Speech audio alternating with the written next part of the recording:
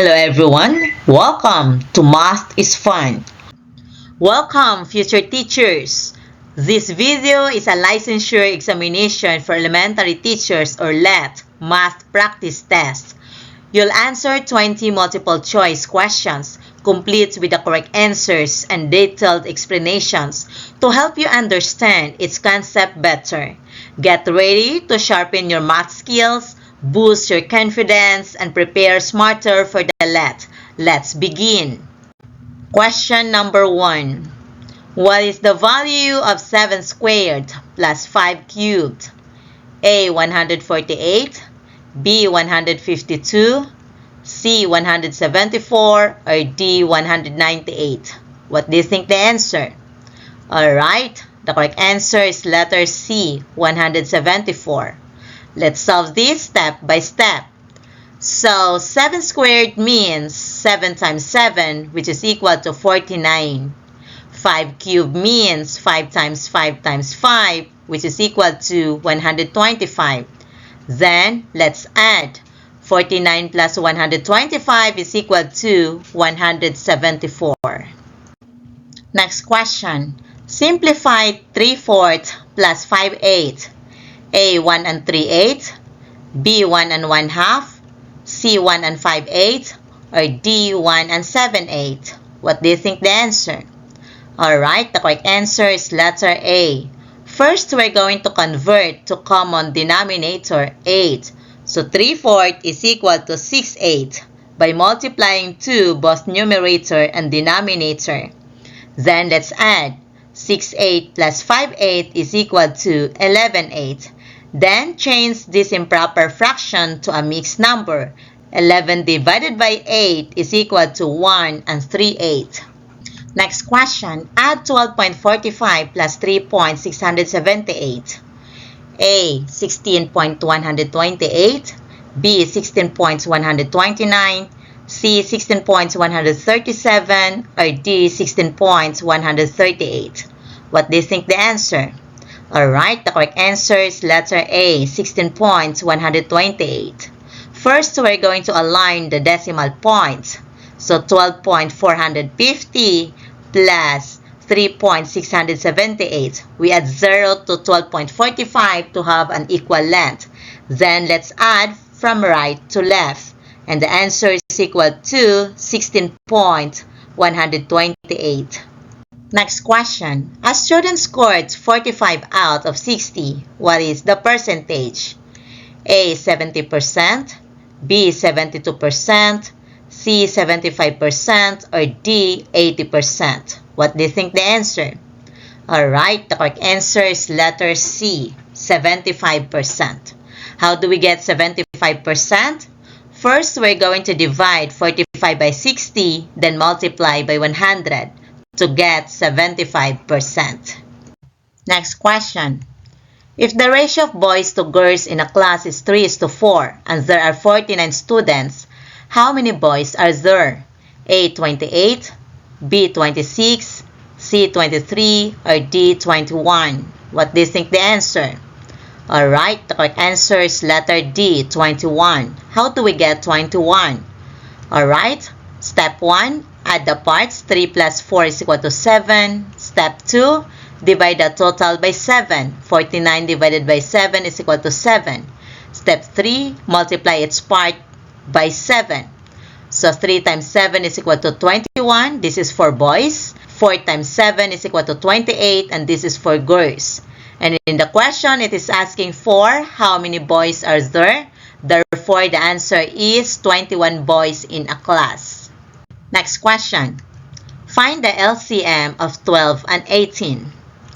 A. 36, B. 54, C. 72, or D. 90? What do you think the answer? Alright, the correct answer is letter A, 36. How do we get 36? First, we're going to list down all the multiples of 12. So we have 12, 24, 36. Multiples of 18, 18, 36. And the least common multiple is equal to 36. Next question. Solve for x in 3x plus 5 is equal to 20. A. 3, B. 5, C. 15, or D. 25? What do you think the answer? Alright, the correct answer is letter B, 5. How do we get 5? Let's solve. So 3x plus 5 is equal to 20.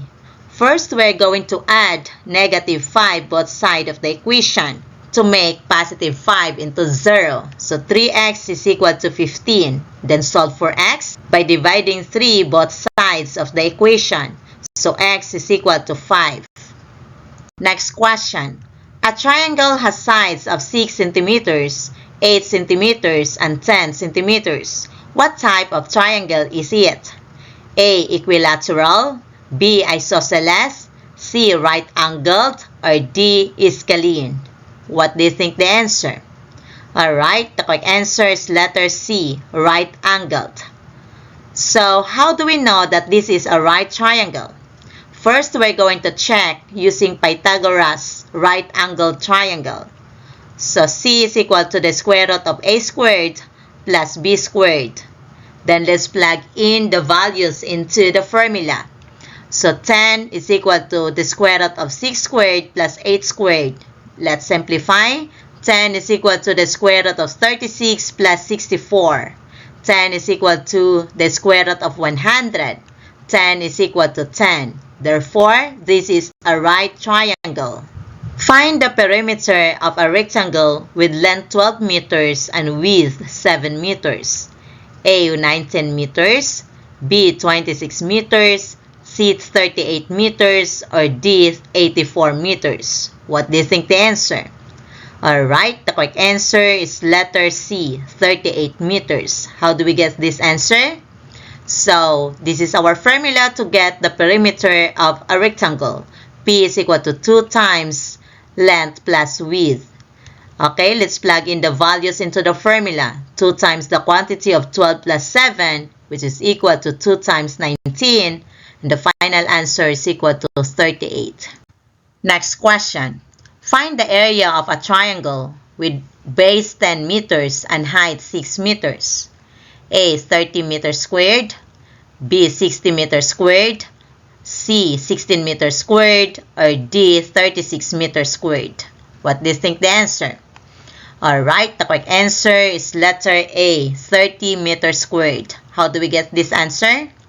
Alright, this is our formula to find the area of a triangle. Area is equal to base times height divided by 2. So let's plug in the values into the formula. So 10 times 6 divided by 2, the area is equal to 30. Next question. Find the volume of a cube with side 5 centimeters. A. 15 cubic centimeters, B. 25 cubic centimeters, C. 125 cubic centimeters, or D. 150 cubic centimeters. What do you think the answer? Alright, the correct answer is letter C, 125 cubic centimeters. How do we get this answer? Alright, this is our formula to find the volume of a cube. Volume is equal to side cubed.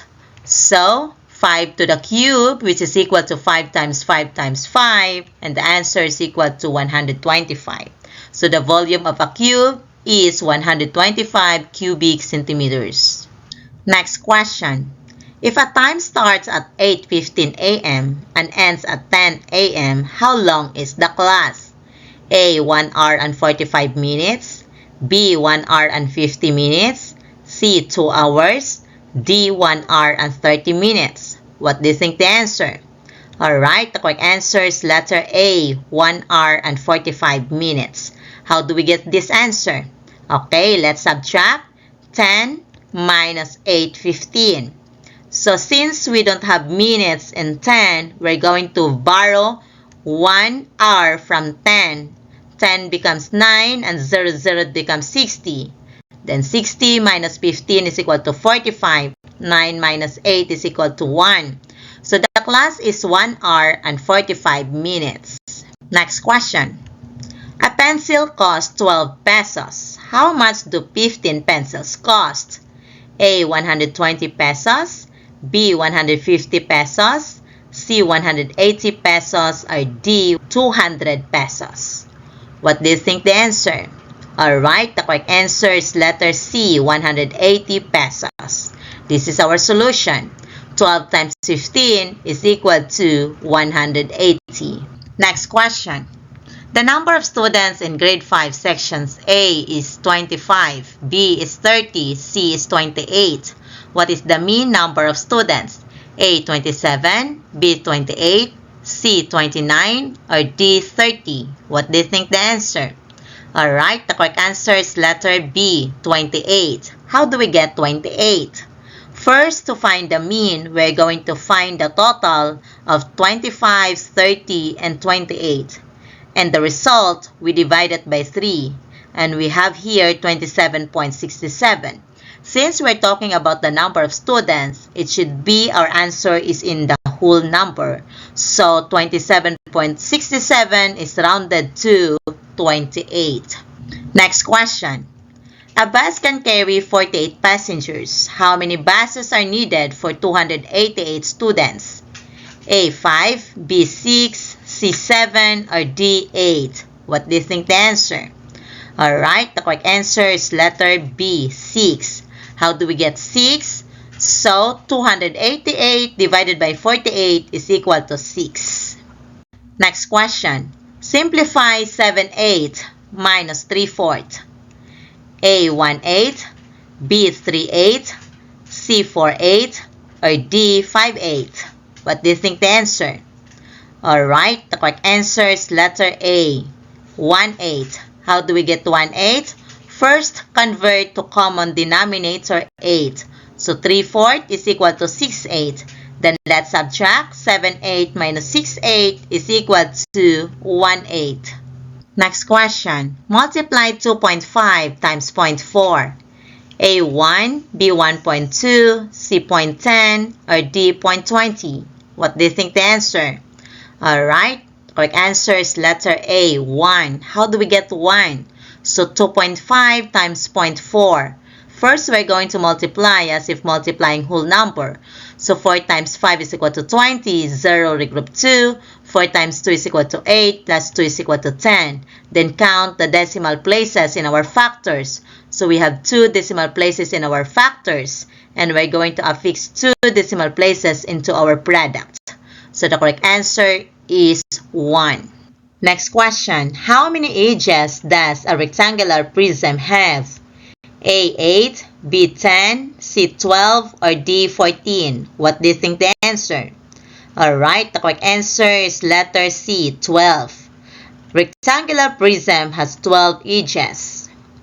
Next question. Convert 5 kilometers to meters.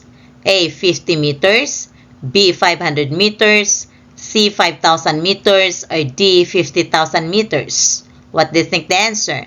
Alright, the correct answer is letter C, 5,000 meters. How do we get 5,000 meters? So first, let's convert 1 kilometer is equal to 1,000 meters. Then, 5 times 1,000 is equal to 5,000. Last question. A bag contains 3 red, 2 blue, and 5 green marbles. What is the probability of picking a blue marble? A, 1/10, B, 1/5, C, 1/2, or D, 2/5? What do you think the answer? Alright, the correct answer is letter B, 1/5. How do we get 1/5? First, we're going to find the total marbles. So 3 plus 2 plus 5 is equal to 10, and the number of blue marbles is equal to 2. The formula to find probability is equal to favorable outcomes divided by total possible outcomes. So 2 over 10. Then let's reduce this to its lowest term by dividing 2 both numerator and denominator. So the probability is equal to 1/5. And that wraps up our Lat Math practice today. Thank you so much for watching and practicing with us. I hope this helped boost your confidence for the licensure examination for elementary teachers. If you found this video helpful, please like, share, and subscribe for more math practice tests, detailed solutions, and Lat tips. Don't forget to check the playlist in the description for more review videos. Keep practicing, keep believing, and good luck on your Lat journey.